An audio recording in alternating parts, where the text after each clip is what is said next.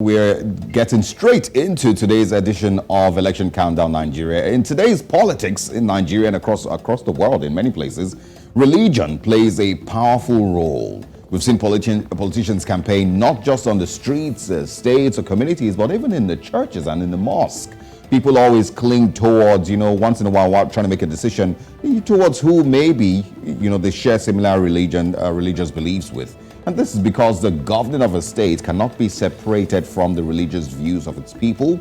And of course, the things that affect the leaders and lawmakers of a country. These are some of the things that a lot of times have been weaponized also. So aside the fact that, yes, people, share similarities and want, a leader who is of similar religious beliefs, the sad part is that religion has also been weaponized. Now, the big question is, does religious beliefs or does religion impact heavily on an electoral process of a country? What role really do pastors and congregants play during the elections? Remember, before they're called imams, pastors, or members of a church or mosque, they are first of all citizens of a nation. Today, we're going to be looking at the role religion plays during the elections, and we'd like to welcome you to Election Countdown Nigeria. I am Osaogie Ogbowan.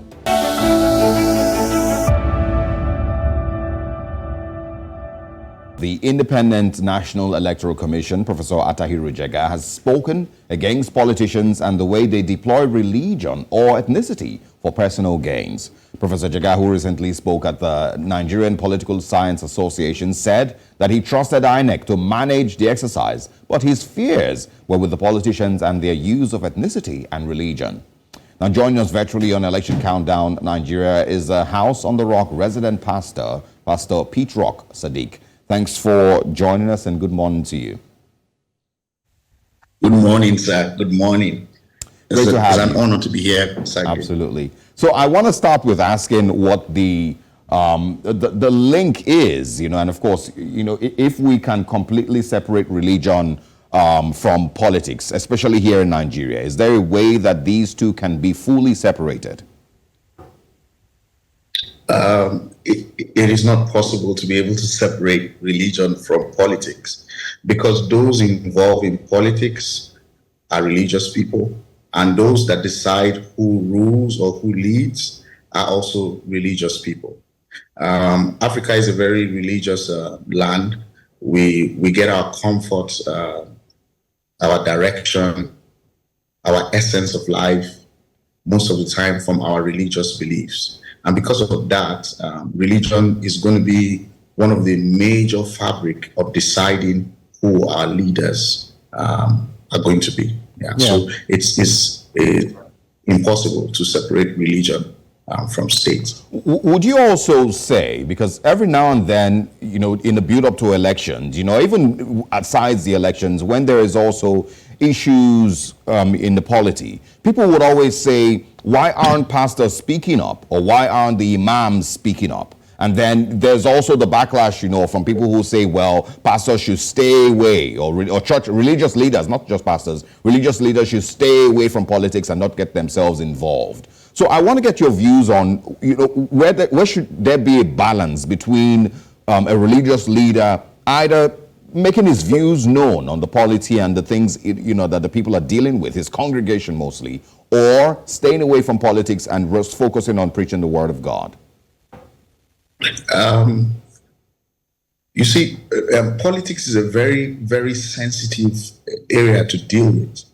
Every time there's politics, the entire nation is at its toes, because politics is about winning. And the politicians at the upper class, they use anything to divide. It could be the sentiment of tribe, it could be the sentiment of location, it could be the sentiment of class, and also the sentiment of religion.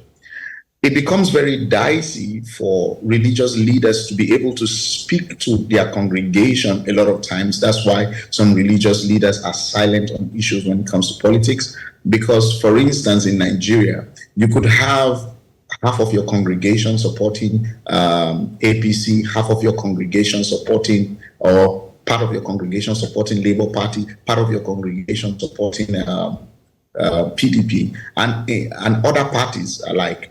And in that kind of a situation, if you make your interests known, it could cause a rancor within the body with which you lead. So you have to be able to speak tactically, intelligently, and you cannot always be brash as a leader. And because after the election, the church has to continue. After the election, after whoever has won, service in church or in the mosque has to continue. So you do not want to divide your church because of somebody's 4-year term. So it becomes very sensitive. But I believe that most leaders should be able to give their voice and give a direction. You might not necessarily always speak about a party or a personality, but you can help your congregation to decide. People that have value systems, you can speak of the value system that you would love them to vote. You could speak of the desires of the people that you would love them to vote, and that will help the nation. Because at the end of the day, if the nation is bad, the entire systems, whether it's church, mosques, schools, all of them are going to be affected. So are you then saying? Yeah, apologies, Pastor Sadiq. Are you then saying that, because lately I'm sure you must have seen 1 or 2 clips of pastors encouraging their congregation to vote a particular candidate because they believe that Nigerians have suffered too much, and they say, okay, this is the person that we believe. So are you then saying that they are wrong? No, they are not wrong. They are not wrong. I'm just saying, nobody's wrong to express their political views. Yes. You're not right or wrong to express. Every Nigeria has the independence to express their political views. But the sensitivity, we have made politics in Nigeria so volatile that sometimes you will even see family members arguing against themselves because of the political class. And that favors the political class. Because if they can divide the people that decide, then it favors them. It is to divide to conquer. So they are not really wrong to make their expressions known as leaders. I'm saying that for some other pastors, it could be very tricky, especially if, when a pastor is sitting on the seat of affairs to preach, he might not necessarily be the leader of the church. There could be a board that is leading that church. So the pastor might not have the authority to be able to speak on this kind of matter. Pastor PeteRock, the conversation is extremely broad. But good thing we have, a person like you to speak on it. But we'll get back to you after this short break, and the conversation will continue here on Election Countdown Nigeria.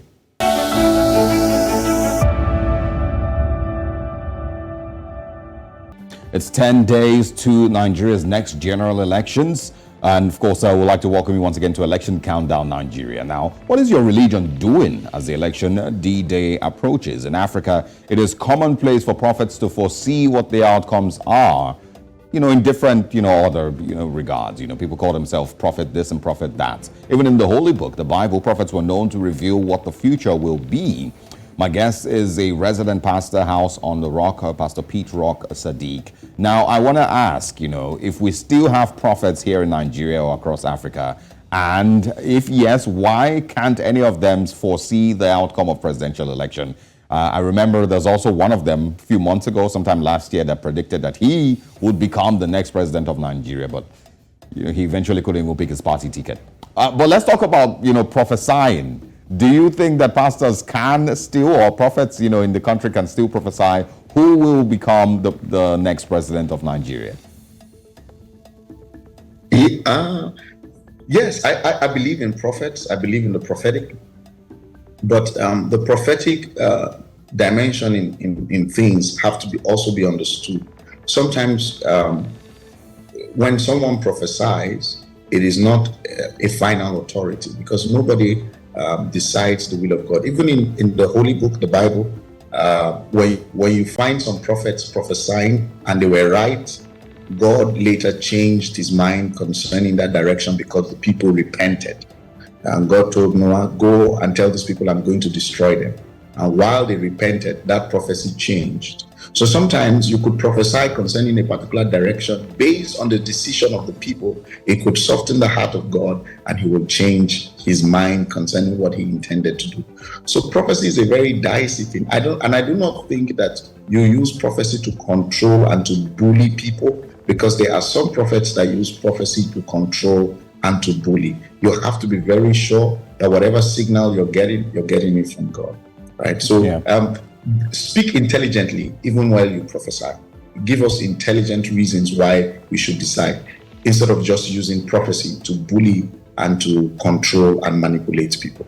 Okay. Now, I want to talk about, some of the things that have been really controversial in the last few months in Nigeria, and that is the attack on priests and church leaders, in mostly northern Nigeria. We've seen these things happen so many times, and it's heartbreaking. Do you think that these things at this point, should be able to determine the stand of the Christian Association of Nigeria? Should they be able to take a stand, or should they be motivated to take a, stronger stance on, directing Nigerians on who to vote?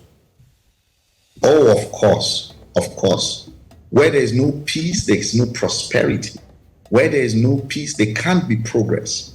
Peace is a very important aspect of every nation. And the federal body of this nation is responsible for the security of all its citizens. So whoever we're going to decide that will be our leader in the next 4 years has to be somebody that we are sure is going to defend not just Christians, not just churches, not just priests, but the entire religious race. We should not tolerate at any level violence to human life. There is no civilization when human life has no value. You can't speak of civilization when you don't have value for human lives. And we shouldn't allow a pocket of people bully, terrorize, and incite violence within the territory of our blessed nation. I believe that the next person that should come on board should be somebody that should be very firm when it comes to the political agenda of Nigeria. All right. So we're going to listen to Nigerians. There's a cross-section of Nigerians who have made their views known concerning religion and prophecies, in the build-up to the elections. We'll get to listen to them. When we come back, we're still speaking with Pastor PeteRock Sadiq. If they tell you that you will be rich in next 10 years, and you sit down in your father's house, say, the Lord has said I will be rich, you won't be rich. You understand? If they said it, partially I will say I believe. You understand? And partially I will say I didn't believe, because it's not everybody God called. You understand? It's not everybody God called. Some call themselves due to their belly. So you don't expect somebody that he called himself through belly. He can't tell, he can't come outside and tell you, say, this person will be. Papa, if you go better now, you don't go without, it's gone. Sometimes God used them, but sometimes they'll feel they have the power to say, because maybe the congregation, their followers believe in them. So whatever they say happens. But in terms of election prediction, I don't think what they're predicting is all about. They predict according to how they see the followers, how they see the people, where they see the crowd, the masses put their faith and their faith in. I respect God, and I will not argue with any pastor who says he has heard from God. But the Bible says, how do you recognize a false prophet? The one that says this will happen, and it does not happen because God has not said so. I don't believe in any of them. I don't believe, because when we say A, we will see B. When we say B, we will see C.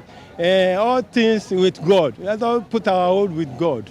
Some pastors, we are not called by God. Are you hearing me? So their visions are not the things. Some speak according to what they feel. So some speak according to, I know one pastor last time. It's not a chosen, but he's chosen by God, because he said they should not allow this Buhari and Tinubu them to enter, that their antichrist, their ruling is the ruling of antichrist. True. You can see how the country is turned upside down. Everything, the country is now sick. Well, there you have it, a cross-section of Nigerians sharing their views on prophecies and pastors and religious leaders in the country with regards, of course, predicting the future and predicting Nigeria's future. Pastor PeteRock Sadiq, let's bring you in. From one or two people there, it seems like a couple of Nigerians have lost faith or lost trust in, religious leaders in the country and pastors. Could you blame them? No. I wouldn't blame them because, religion is free. You cannot say, there's no regulation for religion. And there's no regulation for pastors, priests, reverends, churches. Not because religion is free. Anybody can worship whatever they want to worship. And usually when people worship, some of them have a large following of people, not because they are called by God, but because they've been able to manipulate a crowd behind them. And in those moments they speak. And when those words do not come to pass, there's a loss of faith. And another reason is we need to bring the voice to one. There has to be a certain level of leadership that will speak on behalf of the entire Christian body.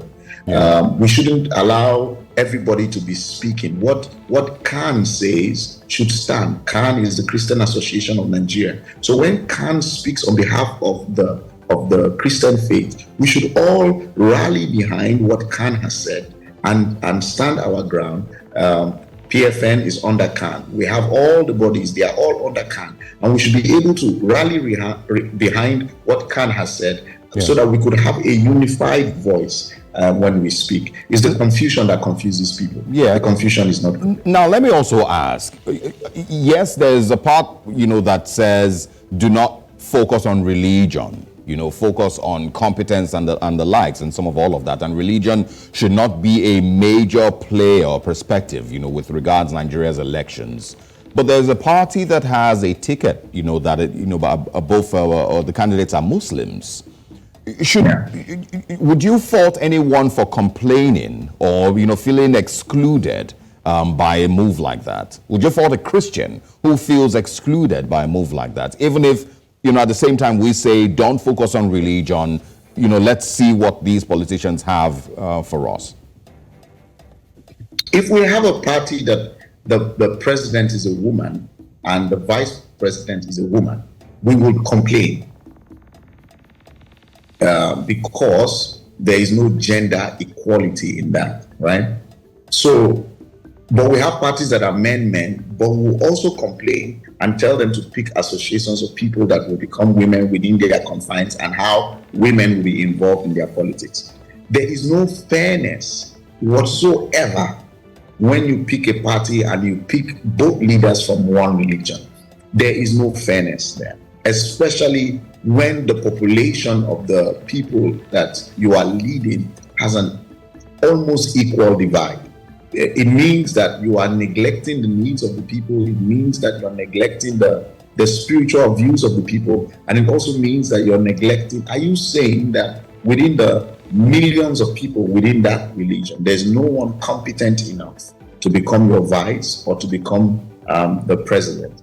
I believe it is insensitive. I also believe it does not speak of fairness. And I also believe it is not the true spirit of leadership. Leadership involves everybody. Leadership involves everybody. All right.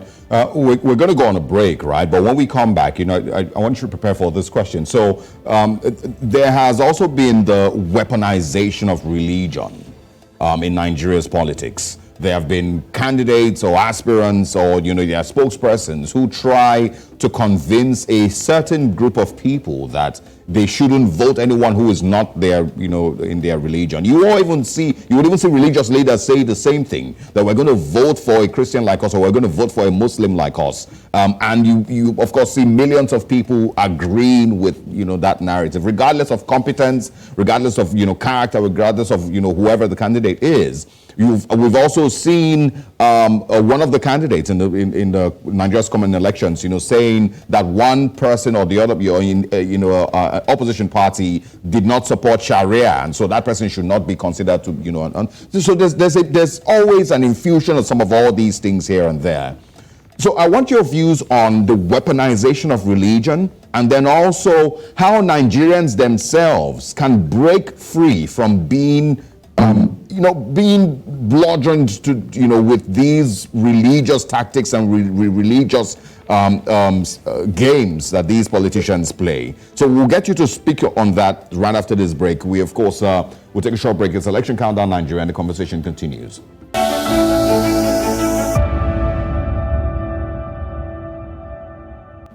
Welcome once again to Election Countdown Nigeria. We're still speaking this morning with Pastor PeteRock Sadiq. And of course, focus this morning, of course, our next question, Pastor Sadiq, the weaponization of religion.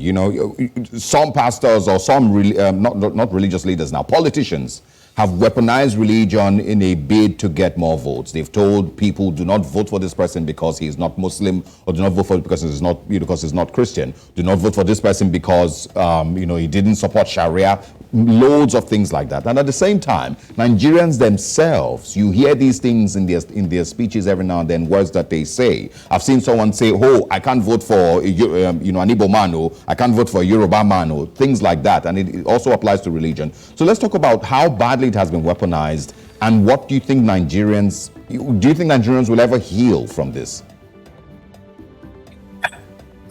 Sage, is a very difficult question, because human beings are just sentimental.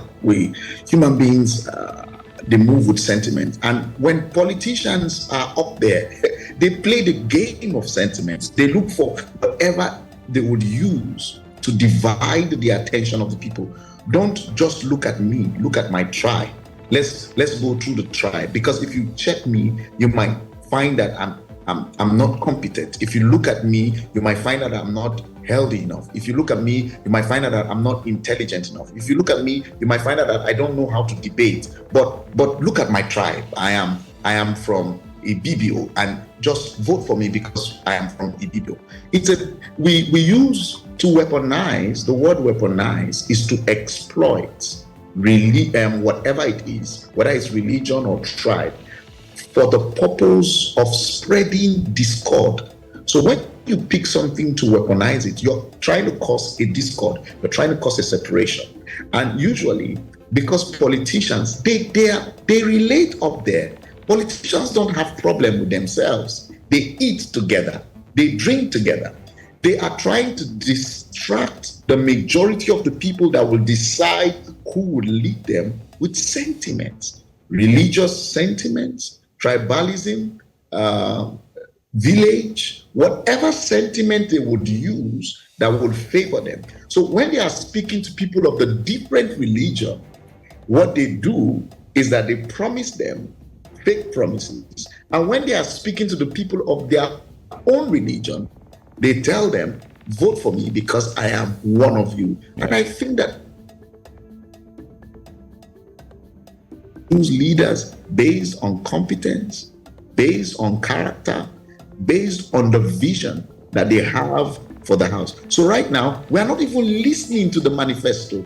I used to think that democracy is about, let's hear what this person has to give to us, what this person has to offer, and their track record. Then we choose. But now the Nigerian politics is all about sentiment, tribe, party, even party. Even party is a form of division. Because I shouldn't vote for somebody because he belongs to my party alone.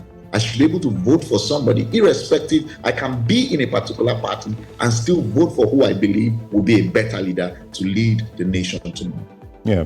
And of course, we may also want to ask you about, you did speak about the Christian Association of Nigeria before, and the role that they should play. But I also want to, ask, if you believe that CAN has done a great job, and the leadership of CAN has done a great job in the last few years in leading the Christian body in Nigeria, and also helping to build the mentality of Nigerians, with regards to policy. When I'm a leader of CAN, I will be able to have the authority to speak based on our culture. It is not right for a child to correct its parents. So I don't have the authority yet to be able to correct what CAN does or how they operate. But Yeah, okay, well, I understand. I understand why you can't jump in on that one. One question that I asked earlier also was with the security challenges that religious leaders, church leaders, priests have faced in northern Nigeria in the last couple of years. Can you confirm for us where you're currently situated? I'm in Mina, Niger brilliant, State. Brilliant. So those are some of the seemingly troubled spots and troubled areas in the country. So is there fear amongst the priests and amongst the church leaders in those areas? And is this some of the things that are motivating factors with regards, the elections? Every day, there's fear every day. Before I make sure that the road is clear, we have to be sure there are no bandits on the road. Every day. The security situation is not fully expressed on media, because there are some villages people are not living there again. There are some villages, if you have a church there, it's going to be burnt down. There are lots of pastors that have left the rural areas where they go for their missionaries, where they build schools for people. They've abandoned their schools, they've abandoned their hospitals, and they've released them because of the level of terror. And of course, it's going to affect the next dispensation of the election. Nobody will vote a leading party that has frustrated their lives for 8 years. And all his promises and failure. So I believe it's going to really, really affect the next phase of the election if it is free and fair. All right. Pastor PeteRock Sadiq, I truly enjoyed this conversation with you. And of course, I think it's, maybe personally, it's one of the things that will be fascinating for me, just to live a day in, your life or the life of any priest in northern Nigeria and understand what exactly you deal with emotionally every day, living in fear, living, in a region that, you don't feel fully protected. But we'll love to speak with you again. Stay safe. And, till next time we talk, thank you so much for joining us. Thank you. Thank you, Osage. It's a pleasure. Brilliant.